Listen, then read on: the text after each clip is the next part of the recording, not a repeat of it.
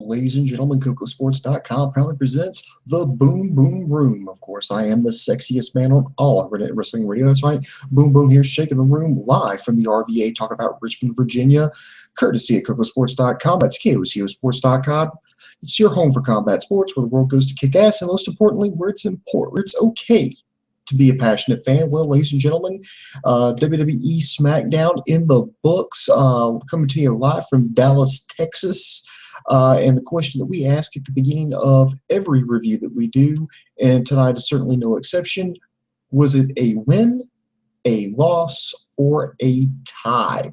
So down here in the comment sections, please tell us, what did you think? Do you think it was a win?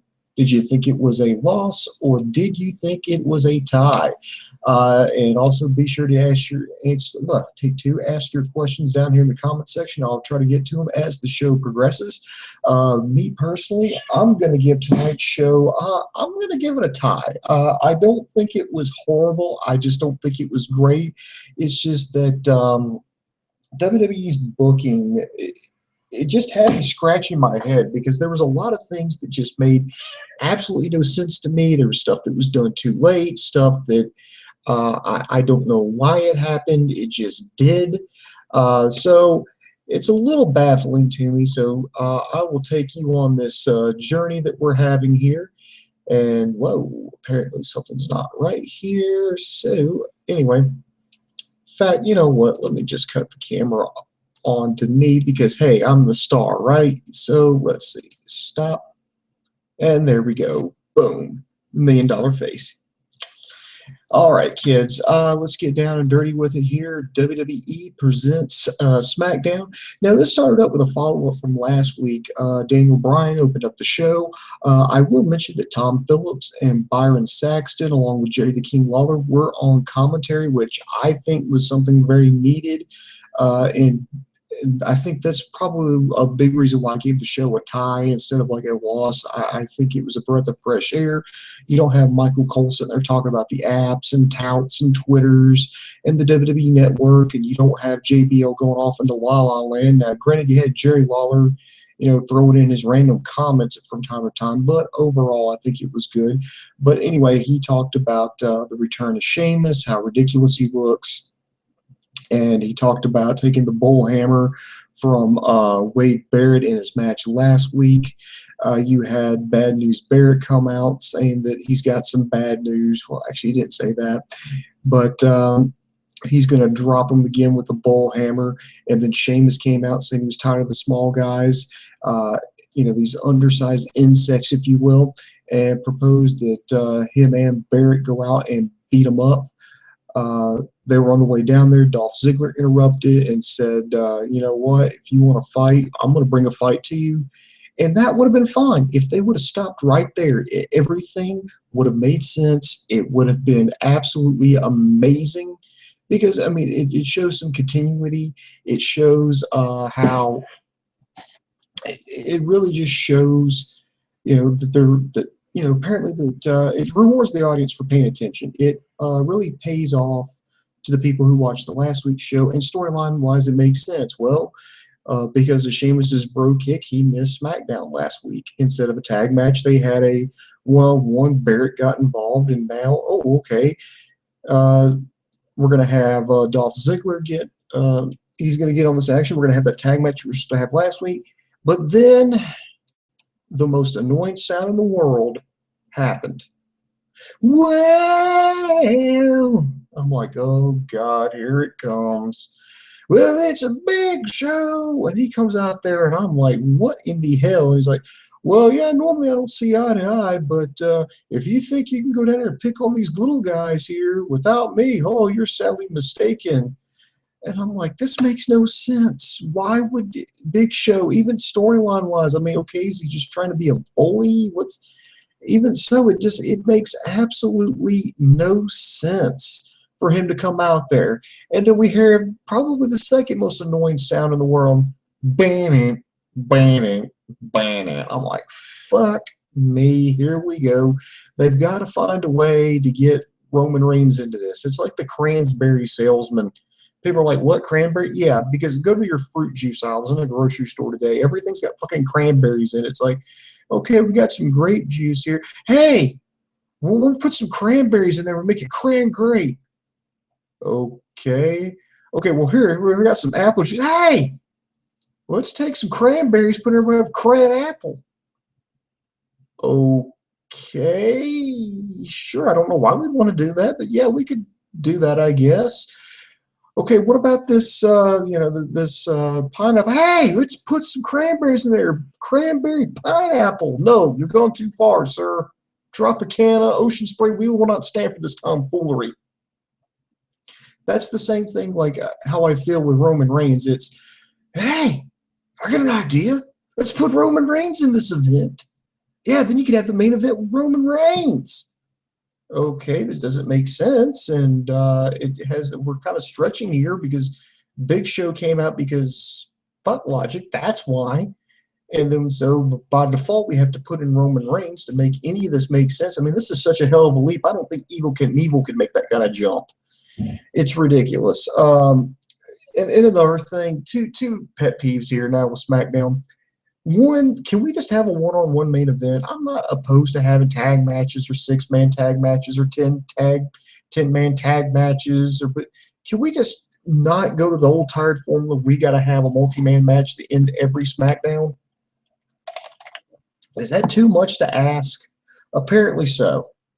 And then another thing about this, could Roman Reigns and Big Show finally have their blow off? Can we? I don't care who goes over. I mean, we can do it Extreme Rules, put them in a Hell in a Cell, put them in a barbed wire match. I know WWE's not going to do that, but I'm just saying, just do something crazy because I'm tired of watching these two interact. I'm tired of watching these two wrestle. It's just driving me crazy. Okay, let me get back down off my soapbox and get into this.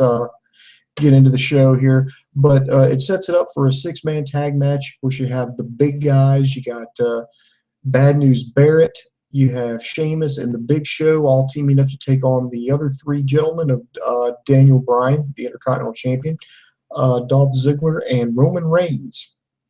So that's what we're going to talk about all night. The first match out is a tag match. It's the tag team champions, Cesaro and Tyson Kidd, versus the New Day, being represented by Kofi Kingston and Big E. This is just bad booking. This is why I think part of the WWE, it's partially a train wreck, especially when it comes to the booking, because apparently they turned the New Day heel because fuck logic. That's why. The New Day. I have mixed feelings on this. Every individual person in the New Day I like. I like Xavier Woods. I like Kofi Kingston. I like Big E. And then they just put them together because why not? They never really explained it. They gave them a lame gimmick. And then I know some people are like, well, they're working you, brother. I mean, this was the whole idea. No, it wasn't. If they want them to be bad guys, they would have pulled the trigger when Xavier Woods originally went to the ring like months ago and said, okay, we're going to tape things from now on. It was supposed to be like the new Nation of Domination faction, 3 angry black men, which scared the shit out of every fucking white boy, including me, on the planet. We're like, whoa, wait a minute. We don't need to have a racial, gimmick where these guys are bad guys because, well, of their color of their skin. Well, then they gave them like an even worse, or like an Uncle Tom stereotype because, hey, all black people like Southern Baptist choirs, right? Huh? And they all know each other, right? Huh? No. WWE, good God. Creative team, I stand by my comments a few weeks ago. Go out and go make some black friends. You obviously can't write for black people, so please go out and make a black friend and just talk to them, interact with them. You'll find out that they're pretty much like normal people. They don't follow this other stereotype bullshit that you seem to think. Because believe me, going to Bugs Bunny cartoons for your references for blacks is really not a good idea. Anyway, I don't think the New Day sucks. I think their gimmick sucks, and the fact that they turned them heel because, well, it's kind of lame, and now it's just going to have the primetime players are going to make fun of them because of all the accolades and accomplishments the primetime players have. Yeah, that's saying something. That's like the Rook and Brawler saying you suck. Yeah, that's how bad it was. So my defense aside there, now they've apparently turned him heel. Well, aren't Cesaro and Tyson Kidd heel? So why do you have heel on heel? If that's the way it is, like you're turning the New Day heel. And no, this isn't like part of the plan. They're getting the same treatment that Adam Rose got. Adam Rose came in as a face. They gave up on him and they turned him heel because fuck it, why not? Same thing with the New Day. They gave him a shitty gimmick. They could not run with it because it's so fucking out of character for all three of them. It didn't work. It didn't connect with the fans. People were laughing. People were making fun of it. So now WWE's like, oh, well, let's just turn them heel just because, you know, fuck it, why not? So we're going to have Cesaro and Kidd, who are also bad guys. And here's another thing. You can't book heel on heel because you got to have somebody for the audience to cheer for. And I know, I'm like you. I like Cesaro and Tyson Kidd. I cheer for them, but kayfabe-wise, we're not supposed to. So this makes no fucking sense.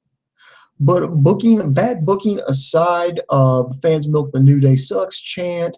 The New Day did work well, you know, reacting to the fans saying that they suck. I think it was a great match. They switched it up. You know, I think. Oh, another thing, Cesaro. My God, how fucking strong was he? He picked up Big E Langston with one arm. I mean, deadlifted him up and slammed him. Dude, tell me that guy ain't fucking doing some workouts in the gym. That's absolutely amazing. Great. I like their swing, the Cesaro swing into the drop kick, but the end comes. It looked like Kofi was setting up for Trouble for Paradise, but as referee was trying to get Big E back. Cesaro took advantage of the situation, hit Kingston with an uppercut, went back in the ring. Tyson Kidd hit him with that spinning fisherman suplex. It was like a neck breaker fisherman suplex combo. Got the pin. So I think that was overall, I think it was a good match. I just think the booking was horrible. So let me guys know what you think here. I just think things could have been done differently as far as the booking and still have it make sense. But then again, what do I know? Next here, we had a rematch from 2 weeks ago on Raw. We had Curtis Axel versus Neville. Curtis Axel, you know what? It's time for him to go bye-bye. If they start doing like the post-WrestleMania cuts, he's among the first people that I get rid of. He hasn't lived up. I mean, he is nothing like his dad. You know, he's just been, and you can't say the WWE didn't try. They gave him a win over John Cena. They gave him a win over Triple H. They put him with Paul Heyman. They gave him a run with the Intercontinental title. They brought him back. They've recently brought him back down to NXT. Either he needs to go back to NXT and just repackage his character, try to come up with something that works, or he needs to go bye-bye. And then Adrian Neville. I'm sorry, I'm not going to call him just Neville, but Adrian Neville, the man gravity forgot, looking absolutely phenomenal out there. I think this is one of the parts where I think WWE booking did do a good job. They debuted on the Raw after WrestleMania. They had a red-hot crowd that was cheering for him. People wanted to see what the cheering was about, so I'm hoping they, at least with the network, went back and checked out some of his older matches in NXT. Among those, that four-way that I gave my match of the year to back at Arrival. I think it was actually Arrival 2, actually. Again, a lot of flips. I mean, he just looked, I mean, plus his physique is just fucking phenomenal. I don't know what the fuck he's doing, but he's just fucking jacked. He's built like a fucking brick shit house. Anyway, pretty much straightforward match. He hits the red arrow for the win. That looks amazing. I think Adrian Neville's got a bright future ahead of him. I went back and watched the Raw match with him versus Seth Rollins, and even though he lost, and I kind of hated that, they just kind of killed that whole undefeated streak story right there, but I think he lost, but he didn't look like a fucking pogue. So I think that's important, that he kept his pride. He gave Seth Rollins everything he had, and he came back in and did everything absolutely amazing. So I'm very much impressed with how they're handling. I am so glad that they decided not to use the Mighty Mouse gimmick with him. Thank you, Jesus. So great match there. Next, let's see, you had a backstage segment with Cameron, Alicia Fox, and Natalya. They're all talking about the Divas Battle Royal coming up to about trying to crown or at least a new #1 contender for the Divas title. This led to a pushing and shoving match, which led to a actual match between Alicia Fox versus Natalya with Cameron as the special guest referee.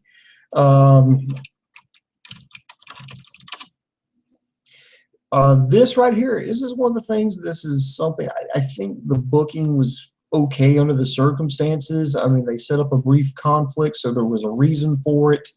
There was a reason for the pushing, the shoving. Then, of course, Cameron was trying to break up the fight backstage. Let's see here. What else? And they made it work. So there was a beef here between the two ladies, and then Cameron. They're obviously going towards something. I'm actually impressed. The match itself went just over 3 minutes, but it felt a little bit longer, and I'm not saying it's a bad thing. But the ladies actually went in there and handled themselves quite well, especially Alicia Fox and Natalya. I'm hoping that this is a part of the Give Divas a Chance, Give Divas a Chance movement. Let those personalities come out a little bit more. But everybody played their part well. Natalya wins with the sharpshooter.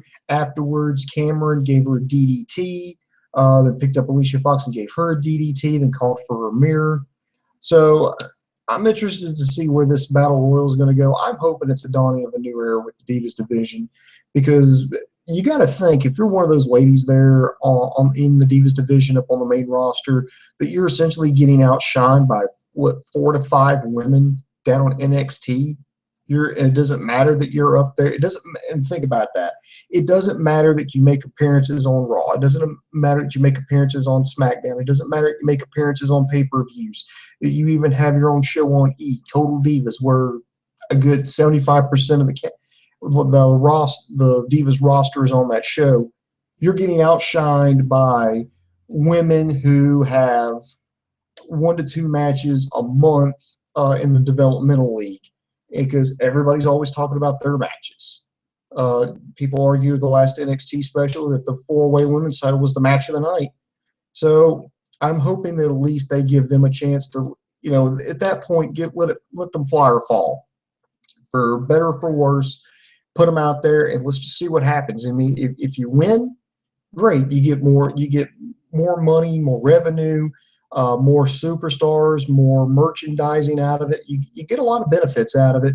However, if you fail, you know what? Nobody's really going to notice anyway, because you can go back to doing what you were doing, which was just treating them as eye candy, having them wrestle 3-minute squash matches that end in schoolgirl roll-ups. It's absolutely stupid. Oh, all right. Next year, the Bray Wyatt versus Eric Rowan. Now, this is like how Dave Kocosports would say, like the pizza is late to the Super Bowl. And what do we mean for those of you who are a little bit new, and judging by the numbers, there's a few more of you out there. We always just said this thing that timing is everything, and it's writing, it's in movies, it's in business. Timing is absolutely everything. And the best example that we use is like, hey, it's Super Bowl Sunday, the big game's coming on, and we order a pizza to be delivered. And even if but here's the thing, that pizza has to be delivered hot and fresh right there to our door during the Super Bowl, so we could sit down, drink some beers, eat some pizza, watch the game. Now, however, you could deliver the best pizza in the world, but if it's like 3 hours after the Super Bowl and some of our guests have gone home and people are like, oh man, I got to go to work tomorrow and all that, and it just ruins everything. It doesn't matter. It's just, okay, this means nothing. This is absolutely meaningless. So this feud right here, they tried to they just out of nowhere, they told this story about how Eric Rowan was with Bray Wyatt and the Wyatt family, and how Bray Wyatt found him, and what he was like. I was like, okay, good. We get a little bit more background, and then I had to let him go. Okay, why? And now they're just now telling us he's been on his own for what, almost 6 months now, and we're just now kind of finding out. Well, I just put him out there to, let him see how cruel and mean this world could be. And it's like, okay, but does that mean you're bringing him back? Do you want to pull him back in? Do you want to beat him up? Do you want to tell a lesson? Teach him a lesson? Well, I mean, what do you want to do? And so just kind of out of nowhere, so they have this match. Bray Wyatt definitely needed to win this match, which he did, by the way, with Sister Abigail. This wasn't actually bad for big men. This was actually a pretty good match. There was a DDT by Wyatt. He did the whole, normal, exorcist, backwards spider walk thing. He clobbered Rowan with a diving elbow in the middle of the ring. Hits the Sister Abigail, gets the win. Then he just does a thing where he cradles his head at the end. So maybe this is at the end. Maybe this is the start of a new feud here. But I look at it this way. Bray Wyatt needed this win, especially after losing to The Undertaker. He needs to get a little bit more momentum back. You know who else needs to get more momentum back is Dean Ambrose, because I don't believe he's won a pay-per-view match since like June. I'm not joking. I think since like June, I don't think he's won a pay-per-view match. I sure as hell don't think he's won a feud. Now that I think about it, yeah, he's lost. Yeah, he's lost. I mean, he lost to Seth Rollins' feud. He lost the feud with Bray Wyatt. He's you could argue that he's lost the feud right now, gunning for the Intercontinental title. So he's somebody else that needs some work here.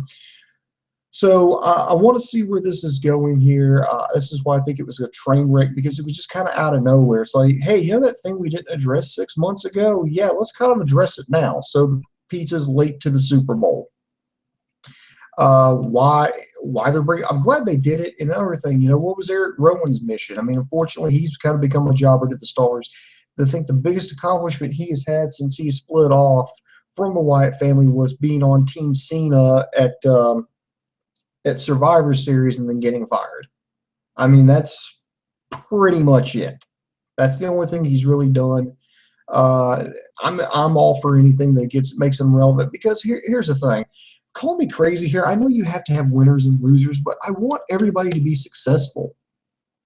And I don't mean like everybody has to hold like a title. I just, go through periods where if you lose, you don't look bad. You don't look just like a fucking mook. But if you try to look good, try to make everybody successful, because then everybody wins, because then everybody wants to pay to see this person. They want to buy their T-shirts. I mean, why WWE only just promotes one or two people and then fuck everybody else? I never know. I'll never know why they do that. I mean, look at the other, look at other companies like NXT. I know it's the same company, but look at all the people they promote and how they're presented. Look at New Japan, how they promote all their I mean, they've got a roster. Dear God, that's a deep roster. Great roster. Great stars, and they promote them well. Lucha Underground's got a great roster, great stars, and they promote everybody well. WWE, it's just like, okay, we got about 3 people we're going to promote here, and fuck everybody else. Yeah. Anyway, let's see. Then we come to the Miz TV segment. Had a big announcement. Of course, he wrote out the trailer for the Marine 4. I never saw the Marines 1 through 3, so maybe I'll have to skip this one, because I'm pretty sure I'm missing critical plot points. Wink. When it comes to this, then Summer Rae comes out. Miz isn't very amused. Then of course he doesn't. Then of course he argued over who being the real star is, and he's like, I made Summer Rae just like I made Damien Mizdow, and of course that brings him out.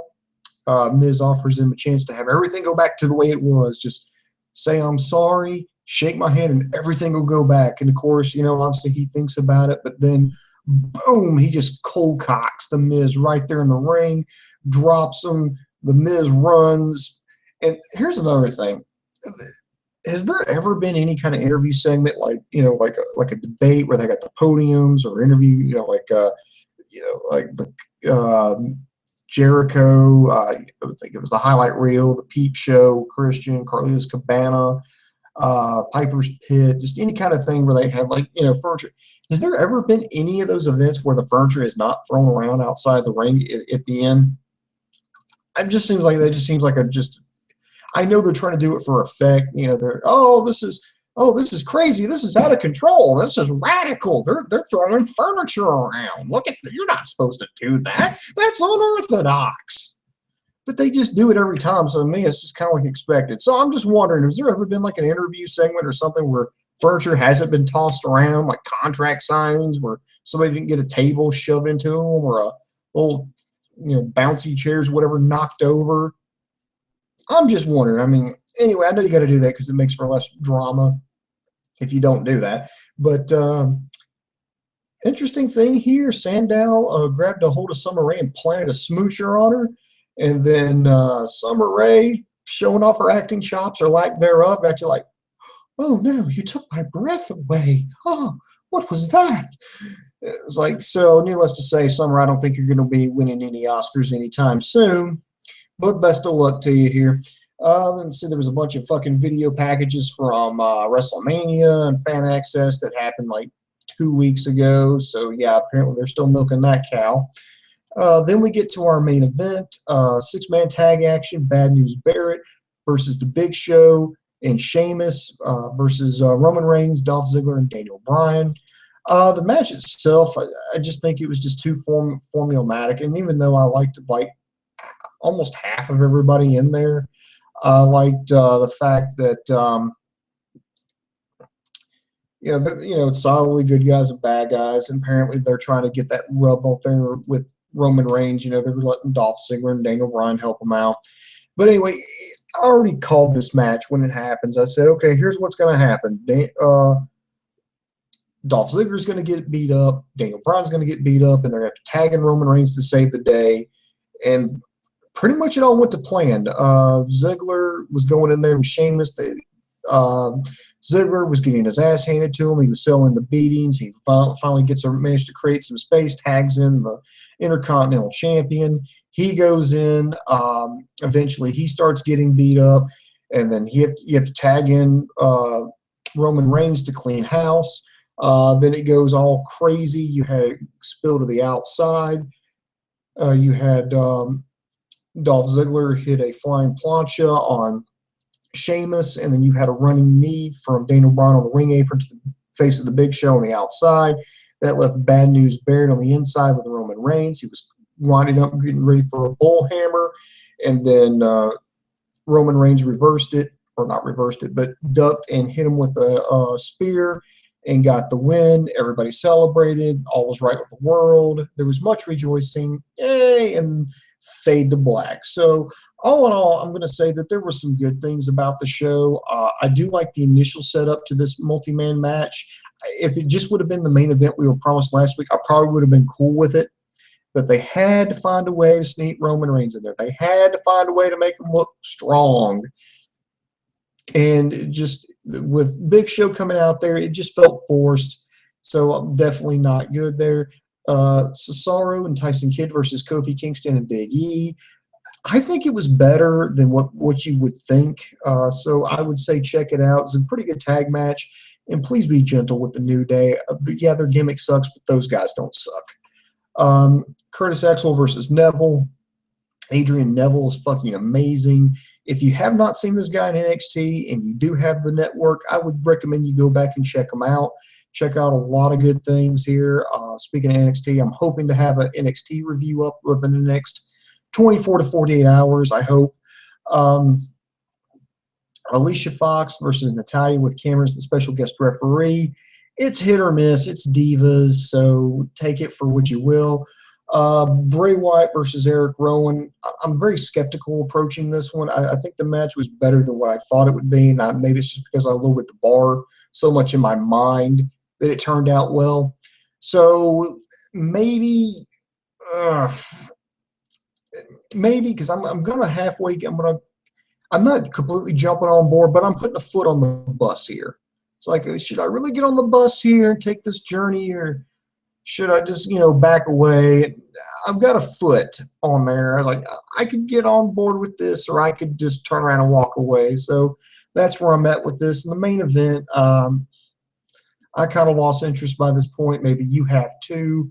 So probably worth checking out. All right, so I'm sorry for waiting here, but let's get to the questions and comments. And you know what, guys? Put them all down here. I'll try to answer everything that I can. So I will go in no particular order. Let's see. The sneaker addict asks, where's Bo Dallas? Well, apparently he's still on the roster. Last time we saw him was at the Andre the Giant Memorial Battle Royal. I think he's been wrestling dark matches and on main event since then. I don't know what the hell they're going to do with him. They need to do. I mean, they need to do something with him. Ever since he grew that fucking like child molester mustache, I mean, they need to do something here. Mr. Jason 916 apparently answered my question. No chairs or desk throwing during Sami Zayn and Kevin Owens on NXT contract signing. The drama was in the stare down like old school days. That's funny. That's actually funny there, Mr. Jason, if that is your real name. Yeah, you had to go all the way to NXT to find that. I mean, not on WWE, not on the main roster. You don't find stuff like that. Let's see. American Alucard. Oh, American Alucard just dominating tonight. He says, the Miz is such a great heel. Really should be a main event guy. Well, we've tried that American Alucard. I didn't like it too much. Remember, they based a whole WrestleMania around that. Actually, he was just like the paper champion they needed because they had, I think it was at 27, John Cena versus The Miz, and that was the shocker that, oh no, Miz retained his title against Super Cena, and they're going to set up this and push this year-long feud between The Rock and John Cena. And to be honest, I don't know if I like him in the main event. I think he's good where he's at. Eric Rowan needs a repackaging. Yes, he does. I don't even think you need to send him down to NXT. I just think they just need to find something different. Either he needs to play up the whole, you know, I'm really just a big child thing, like they promoted with him in the package when they were detailing his journey with the Wyatt family and the breakup and everything. I'm thinking that's what they need to do, but or to have him go back into the Wyatt family. They just need to do something different because his career is really going nowhere right now. Axel Mania was getting over, but WWE kept him making him look like a jobber. The WWE killed Axel Mania instead of using it to make more money. I don't think Axel Mania was supposed to be taken seriously. I mean, he looks like a jobber because he is a jobber. That's the only way to put it. He loses more than when he wins. He's up there. Hell, I think him and Heath Slater should team up and form the new Job Squad.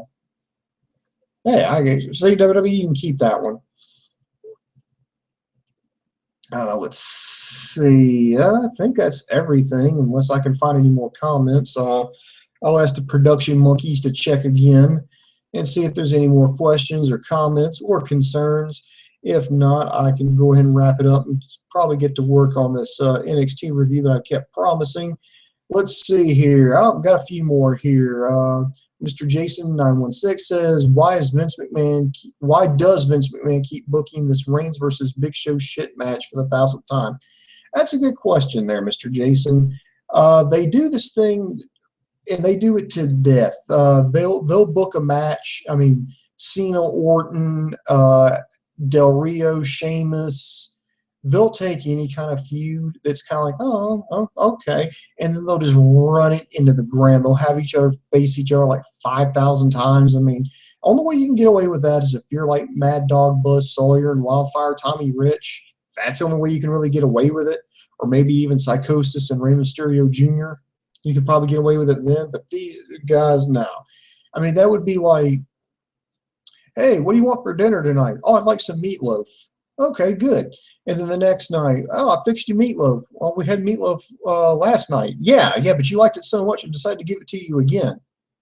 Oh, okay. And then the next night, I fixed you another meatloaf. Wow, why'd you fix me another? Because you said you liked it. Okay, well, I've had enough meatloaf. But no, you really said you like meatloaf. You wanted the meatloaf, so I'm giving you meatloaf. Okay, no, I don't want any more. I'm tired. I want something different. Oh, you don't like meatloaf anymore? Well, no, I like meatloaf. I just don't want to have it for the seventh damn time. Oh, but you're just a whiny mark. You don't know anything about cooking. You don't know anything. See, we give you what you want, and you bitch about it. Same concept, well, not that we all asked for Reigns versus Big Show. I think what it is it's just Big Show is a veteran that WWE trusts to help with Roman Reigns, and it's plus that somebody Reigns can't break easily. Because think about it. If they had him feuding with, hell, just since we just brought him up, Bo Dallas, Reigns could possibly snap him in fucking half if he fucks up in the ring. No matter how much you fuck up in the ring with Big Show, you're not going to break him. So it's another big guy who has some credibility that they trust to put on a good match with Roman Reigns. So I think that's why they're doing it. At least that's my theory. Who else didn't watch the last match? Thomas Seversky asked. Well, I wound up watching it just because I had to do this. Vince hard on Dream this week and Raw and SmackDown. Cena and Reigns make them look strong. Fuck you, Vince. Wow. Got some anger there, Jason. Come on, man. Let's see. I think I might have a few more comments here. Going to check a few more. No, I'm really not seeing anything new here, but tell you what, we'll go ahead and try to wrap things up here. And if we get any more questions or comments past this point, then we'll just make another Stump the Idiot. So I would like to tell everybody right now, be sure to visit us at Kocosports.com. That's KOCOsports.com. It's your home for all combat sports. That includes boxing, mixed martial arts, pro wrestling, amateur wrestling, sumo wrestling, taekwondo, kickboxing, judo. You can get your nose broke doing it. We got it covered there on the site. Also need to check out our news and gossip section, which is updated by Rob daily. So you might want to, check out kind of what's going on now in the worlds of combat sports. We've even got our very popular video on demand section. And the best part about Kocosports.com, it's all absolutely positively 100% free. It's where the world goes to kick ass. So I'm going to do one last check here with the questions and comments to see if there's anything. I doubt there is, but who knows? Let's see. No. Click here, click here. Nope, nothing new. So that's going to do it for me. This is Boom Boom with Kocosports.com. And for my partner, Dave Kokotis, as always, I am over. Boop, boop, boop, boop, boop, boop, boop, boop, boop, boop, boop, boop.